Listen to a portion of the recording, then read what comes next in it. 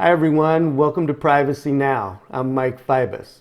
You know, privacy legislation in this country is becoming an inevitability to help protect our online data. But wouldn't it be great if Amazon, Facebook, Google, and all the others didn't have so much of our information in the first place? That's the point of the Figleaf app. It gives you pinpoint control to decide exactly who gets to see what, when. And here to talk about it with us is Slava Kolomychuk. Slava is CEO and co-founder of Figleaf. Slava, great to see you again. Thanks so much for joining us. Hi, Mike. Thank you very much for this opportunity to have this interview with you. Yeah, so I've been using the beta of the Figleaf app and I like it. I like how you can decide whether to mask your location or your name, your email address. But don't let me steal your thunder. Tell us about the product, what it entails. Sure. So basically, we build the product on three pillars. So first pillar is knowledge. Second is the choice, and the third is control. So let's say when you go online, we can scan the dark web, we can scan other open registers to understand where is your data. We can scan on, like data breaches. Then we can actually give you ability to have a choice for each specific website. You can have, for instance, secure connection, or you can mask your identity on this website, or you can block trackers that very popular right now on the web in order to track users between different websites. And the third piece is actually choice. So you can do this for every website. You can set up different settings. The last thing that we have the focus on user experience, because privacy is really hard thing to manage. And we believe that user need really easy and really nice user experience when they go online, because we don't want interrupt or disturb their regular internet surf while they browse the internet. So that's the whole point. Three pillars and user experience on top of this.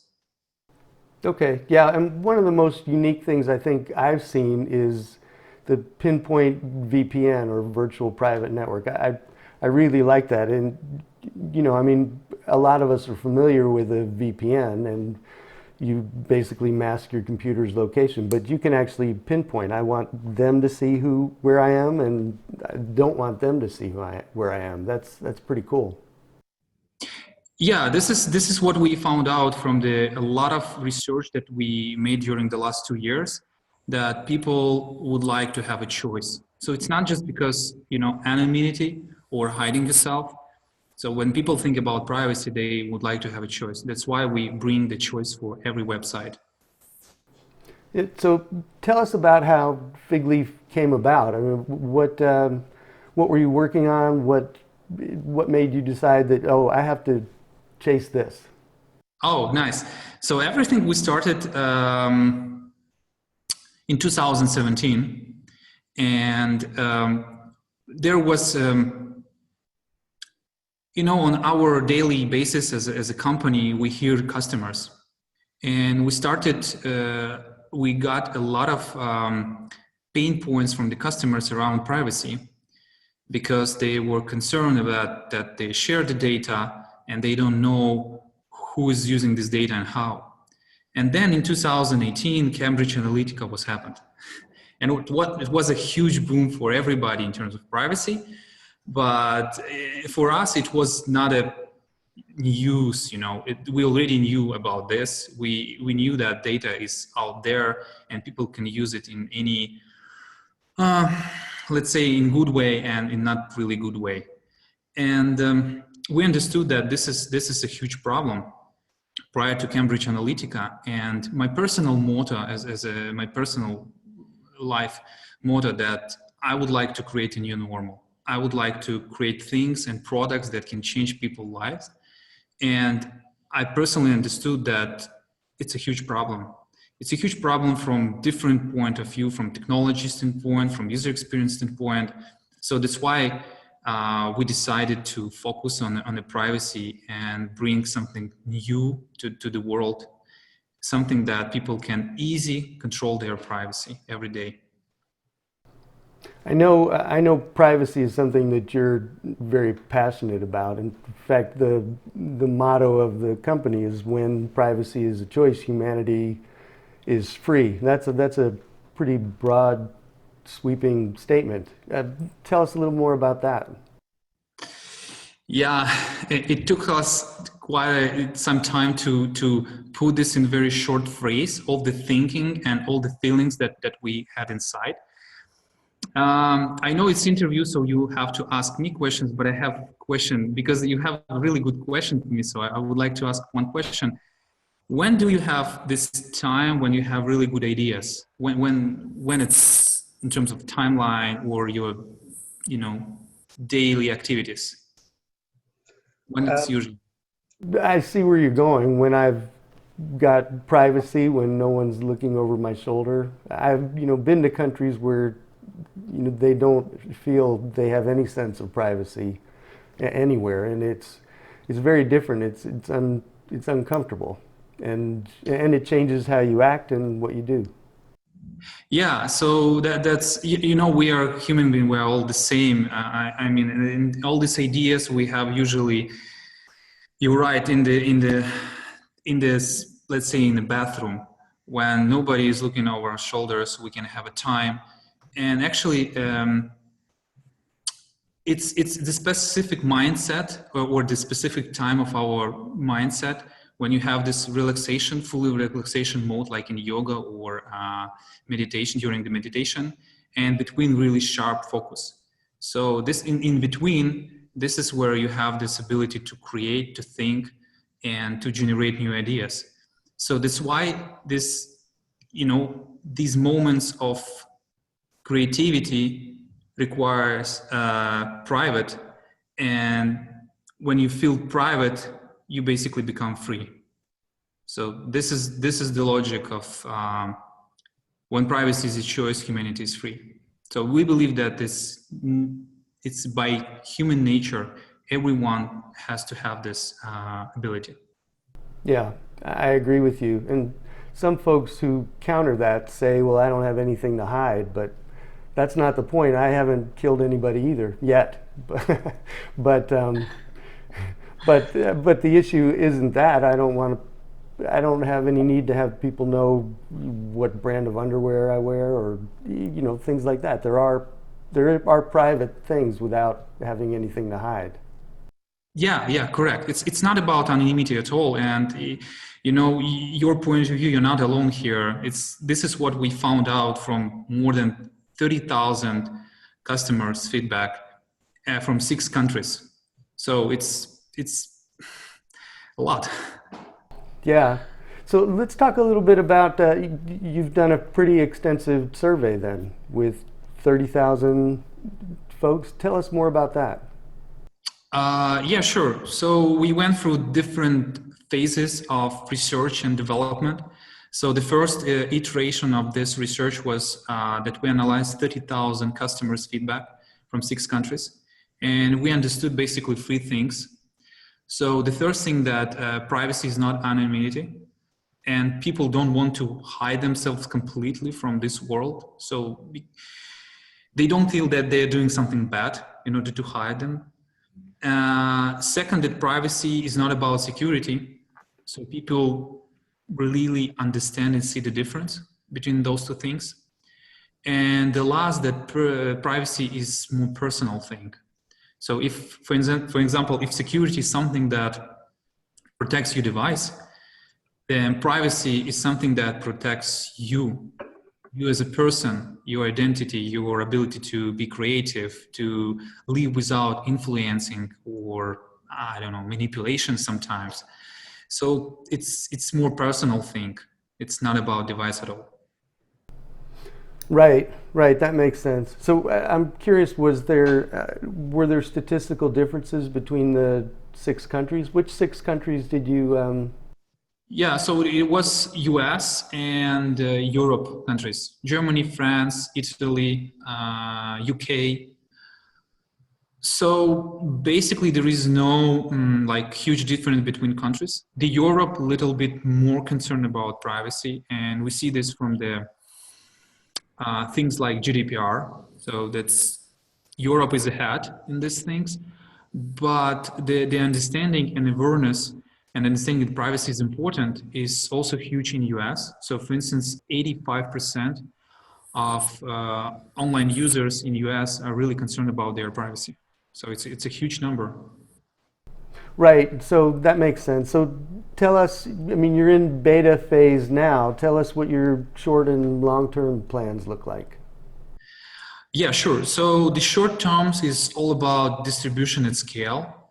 So our major goal is to make sure that people have ability to control their privacy online, and as many as possible, users will have this. So we want to distribute this really openly.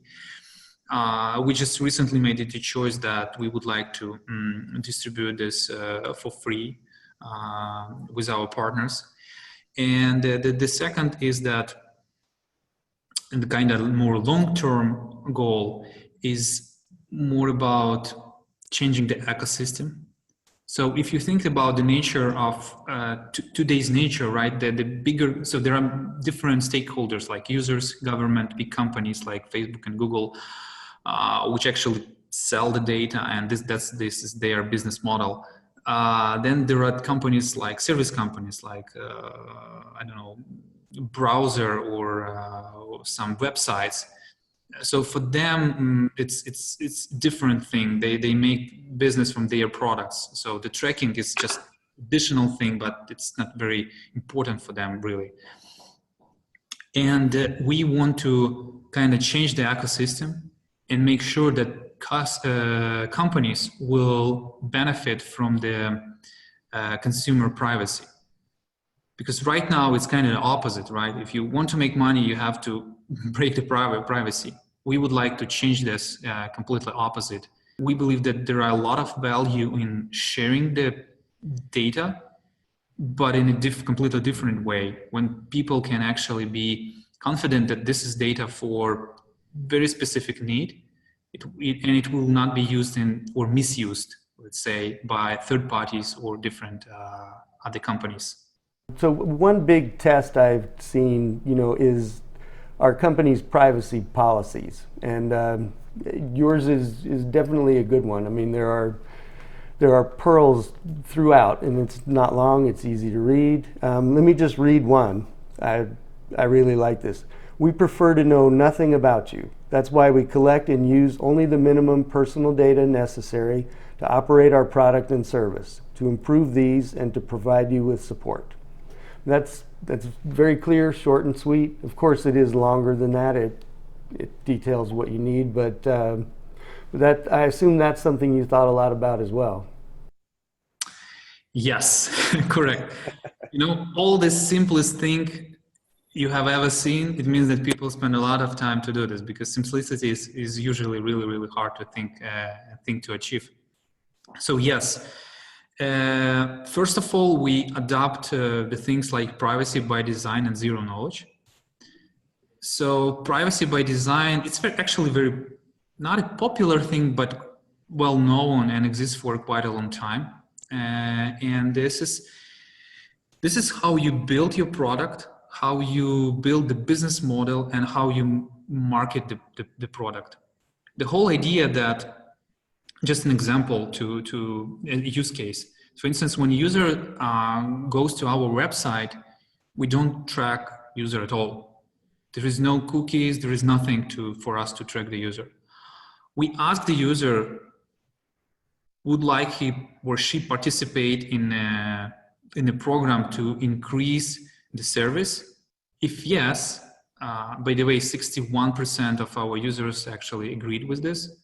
If yes, we collect only completely anonymized data. That's also one of the points of privacy by design. So we don't know who's behind this, from which country, which region, and everything else. So this is what about privacy by design. And zero knowledge is something that actually every company can adopt this. So every user has a master key or password, and all the data is encrypted by this password. So no one in Figleaf organization, no one outside of Figleaf can have access to this data because it's encrypted. And even if breach happens, which I think it will happen because that's the nature of the world today, people will not lose any data, any personal data, because everything is encrypted. And in order to decrypt, you have to have a key, which in the pocket of users. So. Right. Yeah, so that's really compelling. I wanted to ask you too, in June at the Worldwide Developer Conference, Apple introduced email masking, basically. So they put a random email address between you and wherever you're signing on, and each one is different, which is something that you do. So I'm wondering, is that good news, bad news? On the one hand, they're doing something that is part of your service. On the other, they're calling attention to a very important new feature. So what do you think it is? So yes, Mike, I think there are two good news for us as a Figleaf. So first of all, Apple just started a huge campaign of building awareness that privacy is important.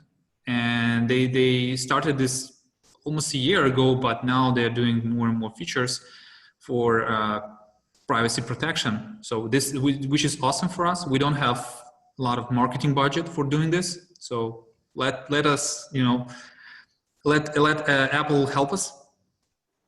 And the second is that they realized they created this feature, which is very similar to the feature that we have, but the difference that their feature is connected to the Apple ID and Apple ecosystem.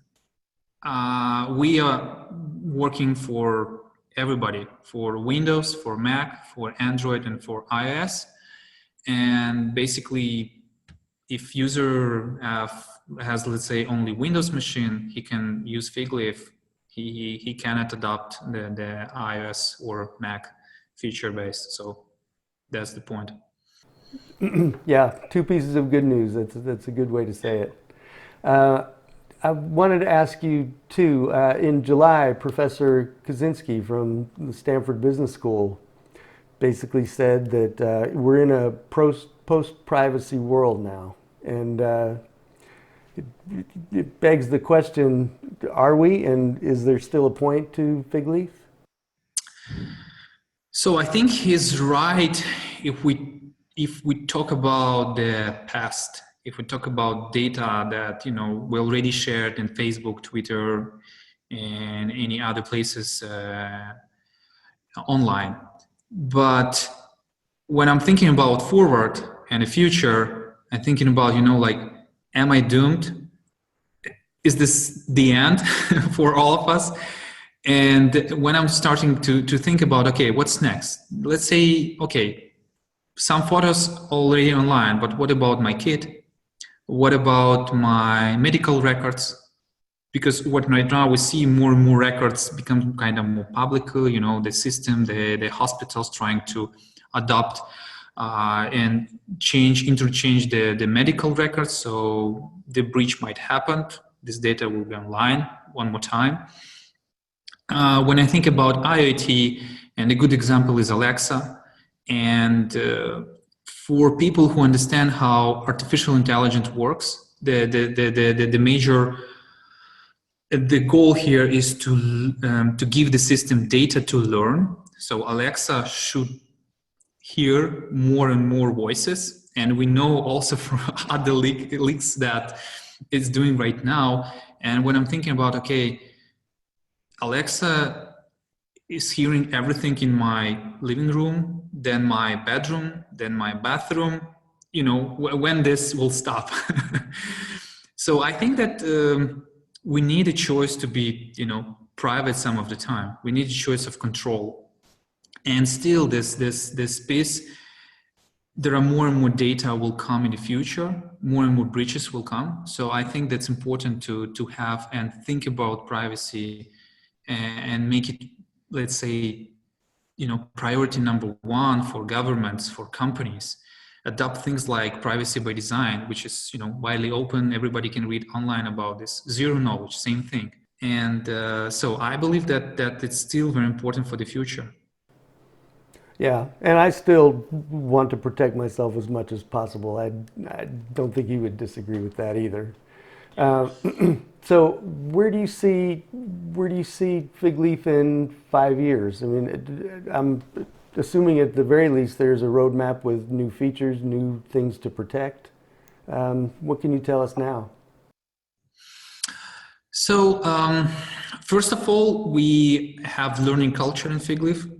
So it means that we as a startup, we don't know what will be in the future. So we'll learn every day.